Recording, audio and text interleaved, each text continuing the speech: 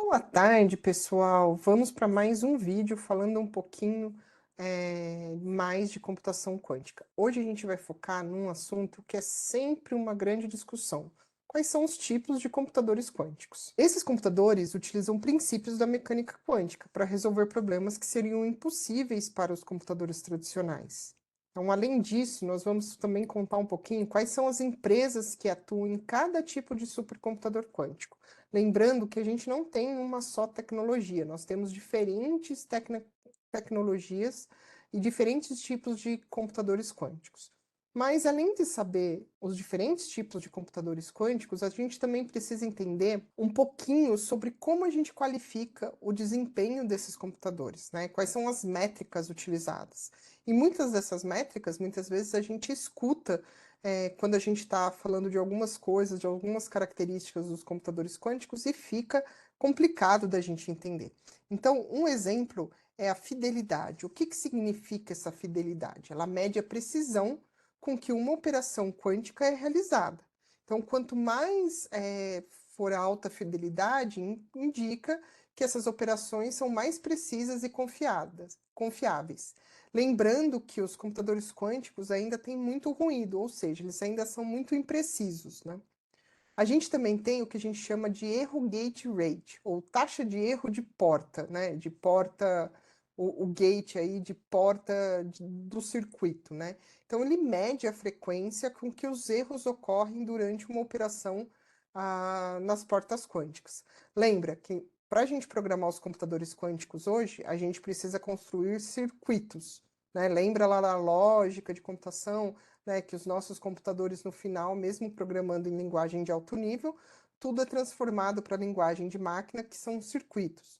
Nos computadores quânticos, apesar da gente usar uma linguagem de alto nível como Python, a gente tem que construir esses circuitos com portas lógicas, como a porta H, a porta X, a porta CNOT, e essas portas têm erro, porque na verdade elas vão ser traduzidas em pulsos, né, eletromagnéticos lá para o computador. Uma outra medida que é chamada de SPAN, né? Se a gente traduzir esse SPAN, seria fidelidade de preparação de estado e medição. O que essa métrica diz, né? Ela vai avaliar a precisão na preparação dos estados quânticos e na medição do resultado. Lembra que a gente tem que preparar, colocar os qubits em certos estados e no final a gente precisa medir para ter o resultado da nossa operação. Seja um modelo de machine learning, seja algum outro algoritmo, a gente vai ter que medir para pegar o resultado. E aí, então, essa métrica mede qual é a precisão, né, dessa medição. Uma outra métrica, né, duas métricas muito importantes é a taxa de decoerência, né? Então, o que é a decoerência? Então, ela vai medir a taxa na qual a informação quântica é perdida para o ambiente, afetando a coerência dos qubits.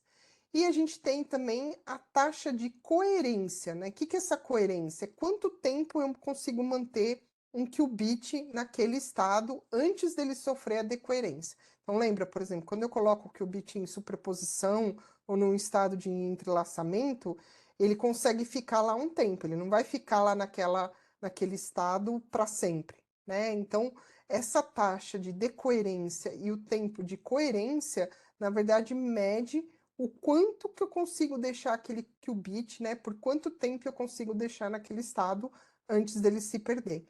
E isso é importante porque quando eu faço circuitos muito longos, né? E eu tenho a velocidade com que eu vou ser executado, se ele se perder, sair desse estado muito rapidamente, às vezes eu não consigo nem fazer uma outra operação, né? Eu acabo, e aí eu vou ter erro no meio do meu circuito.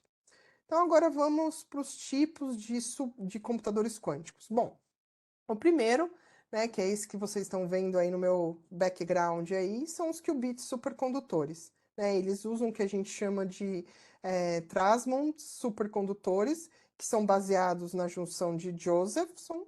E esses computadores, né, eles são compostos por tiras de metal supercondutores, principalmente o ouro, que é um supercondutor muito bom, né, que são separados por uma pequena lacuna.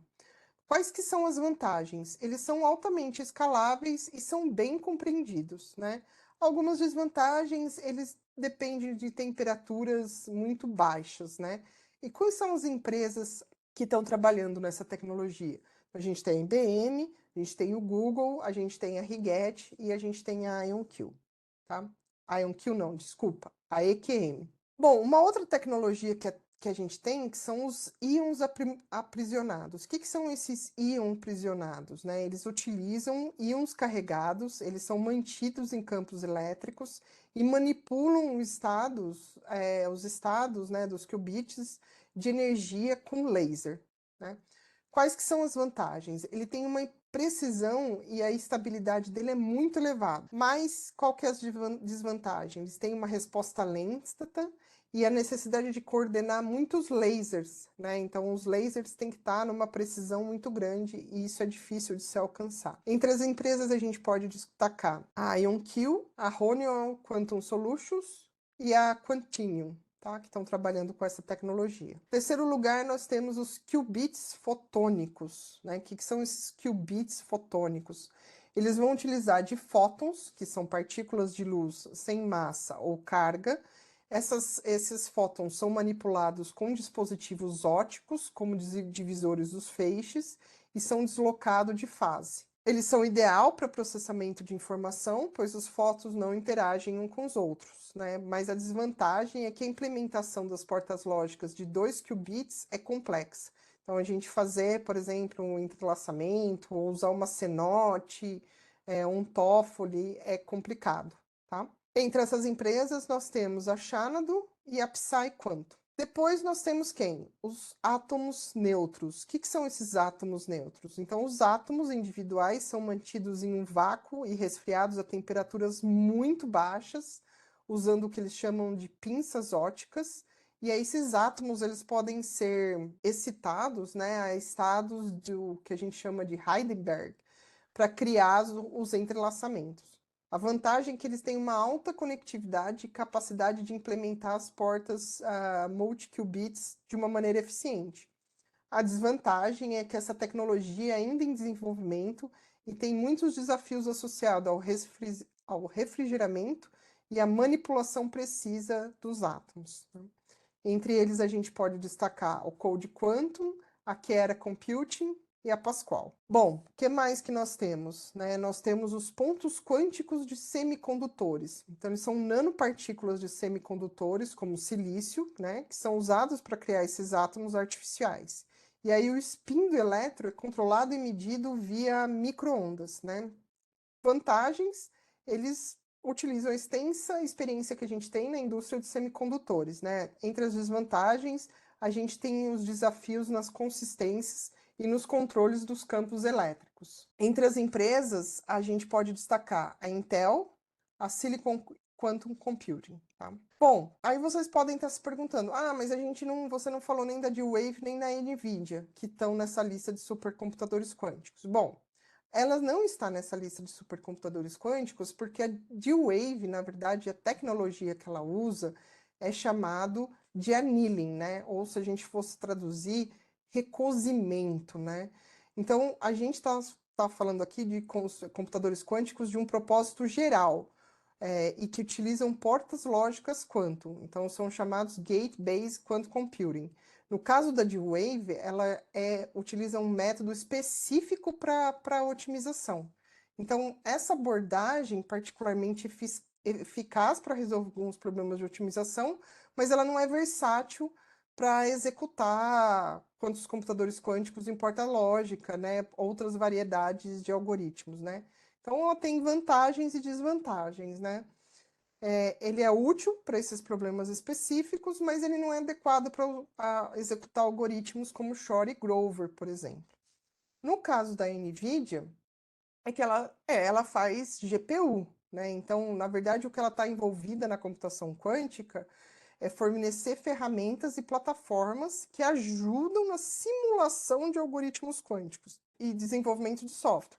Então, na verdade, ela não está criando um computador quântico, ela quer fazer simulação de computação quântica usando o GPU. Então é isso, pessoal. Então, como a gente falou aqui, né, cada tipo de computador quântico tem suas próprias vantagens e desvantagens e desafios. A gente não tem uma tecnologia ainda 100% vencedora. A gente tem promessas e empresas que estão mais à frente e outras que estão testando muito ainda seus computadores, né? Então, a gente tem ainda que ter muito avanço na pesquisa, novas tecnologias vão continuar a emergir, né? Tornando esses computadores quânticos cada vez mais poderosos, e essas métricas ajudam, né, a avaliar o desempenho e a confiabilidade. Então, é muito importante que vocês, quando estiverem lendo, não pense só na quantidade de qubits. Levem em consideração essas outras propriedades, porque pode ser que uma tenha menos qubits, mas ela tenha outras taxas, né, de decoerência, tempo de coerência, fidelidade muito melhor. E outros dizem, né, que conseguem fazer muita coisa, na verdade, né, a gente tem que sempre procurar a informação correta. Eu espero que vocês tenham gostado, esqueçam de curtir, né, se inscrever, deixar seus comentários. Muitas pessoas pediram alguns assuntos, mas antes de eu chegar nesses assuntos, a gente tem algumas coisinhas aí para cobrir, tá bom? E até a próxima, pessoal!